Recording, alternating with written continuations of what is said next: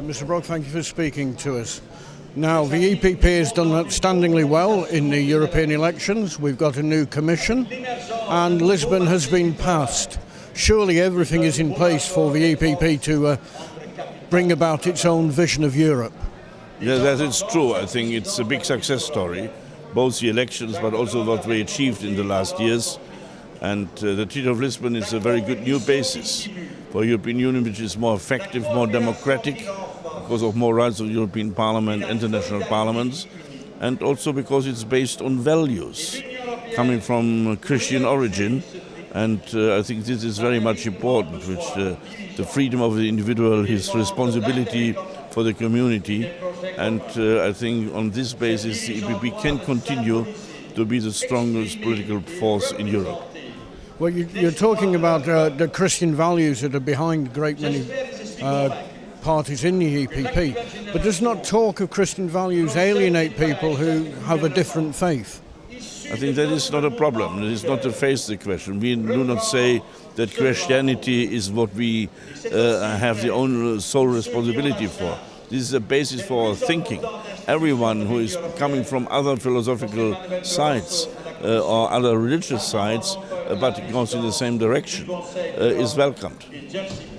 And how do you feel that the EPP can move forward from this? What are going to be your short to medium term objectives in Parliament and in the Commission? First of all, we have now to implement the Treaty of Lisbon. We have to consolidate the European Union. We had in the last 20 years revolution, enlargement, monetary union, internal market, all that. Now we have to make it work. And with all 27 member countries, I think that is the most important policy we have to do, make it coherent and strong. And what is it going to require to make it work? It means that we, for example, at the moment we do not have new institutional debates, that we do not talk about enlargement too fast. Croatia, okay, and so on, but we want to keep our promises. But the speed is an important question, and therefore I have the time that the legal order, which is binding the European Union together, is applied in the same way in Brussels, in Düsseldorf, in Bucharest and Rome.